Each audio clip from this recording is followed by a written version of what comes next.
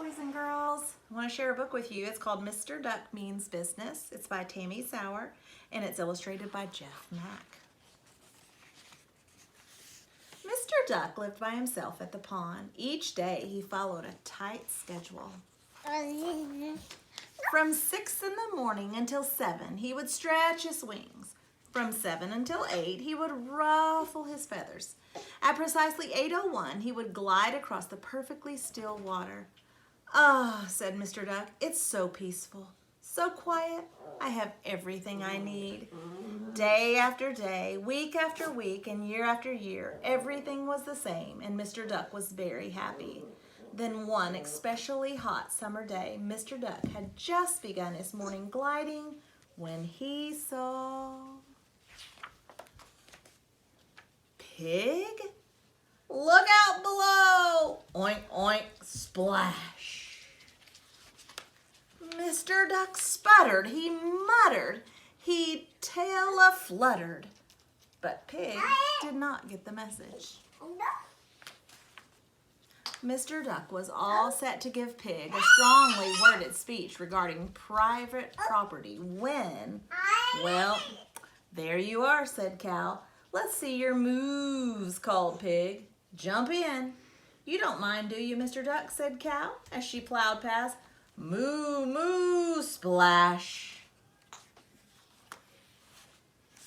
Mr. Duck grumbled, he mumbled, he flip-flop fumbled. But Pig and Cow did not get the message. Mr. Duck was all set to tell them what's what when, "Hey," said Goat, "we've been looking all over for you. Anyone up for a game of Marco Polo?" called Pig. "Last one in is a rotten egg," cheeped a chick. "Come on, Mr. Duck," said Cow. "You're it." The water got wild, the scenery got crowded, and the peace and quiet, it was gone. Mr. Duck tapped, he flapped, and he totally snapped. This is Annabelle, and you might have heard Sable. She's in the background listening. Quack! And somebody got the message. "Perhaps we've overstayed our welcome," said Chick. "Oh," said the other animals. "Out, out, out of my pond," cried Mr. Duck. "This time I mean business. So sorry, my apologies. Goodbye for good," said Mr. Duck. "Sorry to have bothered you," said Chick. "Thanks for letting us swim in your pond." Alone at last, Mr. Duck returned to his routine. He stretched his wings. There was no splashy belly flopping. He fluffed his feathers. There was no annoying water ballet. He glided across the perfectly still water. There was certainly no rowdy round of Marco Polo. "Ah," said Mr. Duck, "it's so peaceful, so quiet, and that's just the way I like it."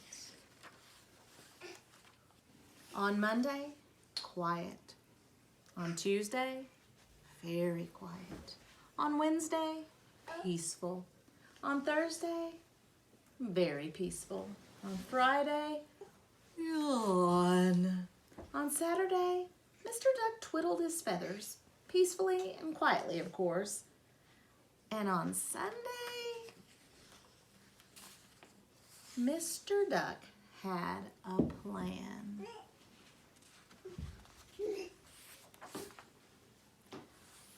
These days, Mr. Duck still loves to stretch at 6. He still loves to fluff his feathers at 7, and he still loves to glide across the perfectly still water at precisely 8:01.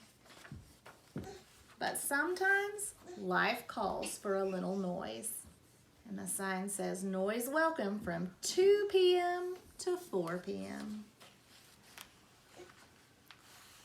Especially with friends.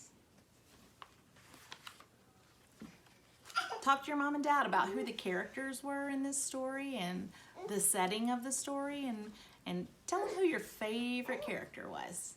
I'll talk to you soon. I'll have another read aloud for you. Bye.